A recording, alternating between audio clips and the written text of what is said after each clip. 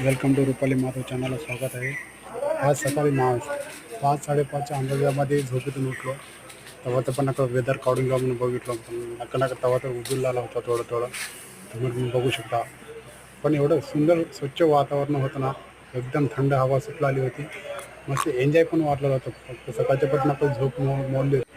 तुम्ही पण बघू अక్కడ ఉంటే ఎంగన్నా వెంకట్ तुम्ही पण बघू शकता.